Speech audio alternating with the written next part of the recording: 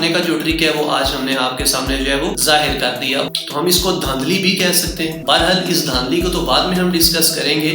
یہ چیز وہ ہے جس کی وجہ سے بہت سارے اسٹوڈنٹس کی حوصلہ شکنی ہوتی ہے. السلام علیکم ویورز، امید کرتا ہوں کہ آپ لوگ خیریت سے ہوں گے. یو کے ویزا اینڈ امیگریشن چینل سے آپ کو خوش آمدید کہتا ہوں. اگر آپ ہمارے چینل میں نیو ہیں تو میں آپ سے ریکویسٹ کروں گا کہ آپ ہمارے چینل کو سبسکرائب کر لیں تاکہ آپ کو تمام لیٹسٹ یو کے امیگریشن سے ریلیٹڈ نیوز جو ہیں وہ ٹائم ٹو ٹائم ملتی رہیں. آج ہم جس ٹاپک پہ ڈسکس کرنے لگے ہیں وہ بیسیکلی آئلس ہے. آئلس کے دو ورژن ہیں، ایک اکیڈیمک اینڈ جنرل. لیکن آج کل زیادہ تر ذکر جو ہے وہ آئلس جنرل کے اوپر ہوتا ہے کیونکہ یہ ورک پرمٹ سے ریلیٹڈ ہے. بہت سارے کلائنٹس ڈیلی بیسس پہ مجھے کال کرتے ہیں اور میرے سے یہ پوچھتے ہیں کہ سر آئلس ڈن بیس کیا ہے. حوصلہ شکنی ہونے کے بعد پھر وہ ایک نیگیٹو وے جو ہے اختیار کرتے ہیں. نیگیٹو وے کیا ہے کہ جی ڈن بیس کے اوپر ہمارا ٹیسٹ کوئی کلیئر کروا دے. ہم لوگوں نے آئلس کا ٹیسٹ دیا لیکن انفارچونیٹلی ہمارے ریڈنگ میں اسکور جو ہے وہ کم آیا. عمومی طور پہ یہ دیکھنے میں آ رہا ہے کہ ایسے بچے اور بچیاں جنہوں نے گریجویشن کیا ہوا ہے، ایون ماسٹرز کیا ہوا ہے، جب وہ ریڈنگ کا ٹیسٹ دیتے ہیں تو ان کا ریڈنگ میں اسکور جو ہے وہ کم آتا ہے. اس کے برعکس جب وہ گھر میں اسٹڈی کر رہے ہوتے ہیں تو گھر میں وہ PDF فارمیٹ پہ نیٹ سے پیپر ڈاؤن لوڈ کر کے ان کو اسٹڈی آؤٹ کر رہے ہوتے ہیں تو 40 میں سے ان کے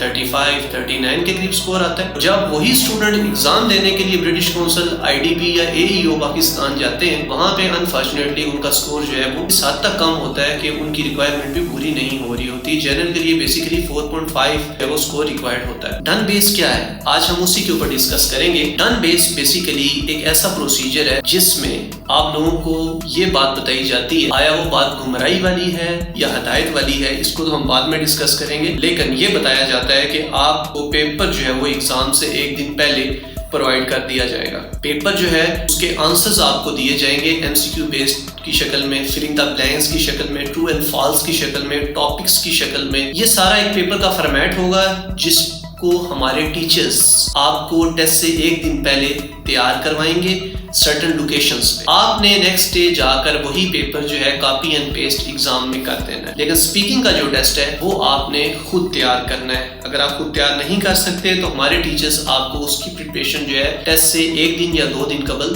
تیاری کروا دیں گے. تو عمومی طور پہ یہ چیز دیکھنے میں آتی ہے کہ بیسیکلی یہ جو نیگیٹیوٹی ہے اس سے مختلف کنسلٹنٹس، مختلف ادارے کے سربراہان فائدہ اٹھاتے ہیں. عمومی طور پہ برٹش کونسل کا کوئی بھی پیپر لیک نہیں ہوتا، IDP کے کوئی پیپر لیکس نہیں ہوتے، AEO پاکستان جو ہے وہ بھی آئلس کرواتا ہے اس کا پیپر بھی لیک نہیں ہوتا. ان کی بیسٹ SOPs ہیں. اگر ان کی بیسٹ SOPs نہ ہوں تو ان سے اجارہ داری ٹیسٹ لینے کی لے لی جائے. اور یہ لوگ 14 سال سے 20 سال سے پاکستان میں نہیں پوری دنیا میں ٹیسٹ جو ہے وہ کنڈکٹ کروا رہے ہیں انگلش کا. اور آئلس جو ہے ایک مدر اوارڈنگ باڈی ہے. تو پہلا پوائنٹ تو آپ نے یہ سمجھنا ہے کہ اس طرح کا کوئی بھی پروسیس نہیں ہوتا. صرف اور صرف آپ کے ساتھ کھیلا جاتا ہے، آپ کے ایموشنز کے ساتھ کھیلا جاتا ہے. رانگلی گائیڈ کیسے کیا جاتا ہے؟ پریڈکٹیو پیپرز جو ہم لوگوں نے بھی اپنی ویب سائٹس پہ لگائے ہوئے ہیں، ایگزام سے 1 یا 2 دن پہلے ڈاؤن لوڈ کر لیے جاتے ہیں. ان کو PDF فارمیٹ میں کنورٹ کر کے اسٹوڈنٹ کو دیا جاتا ہے یا A4 سائز میں پرنٹ کر کے اسٹوڈنٹ کو دے دیا جاتا ہے. اب اسٹوڈنٹ کو MCQ بیس سے ریلیٹڈ کچھ سوالات کے جوابات لکھ کر دے دیے جاتے ہیں جن کو وہ ایگزامینیشن ہال میں ایگزام سے پہلے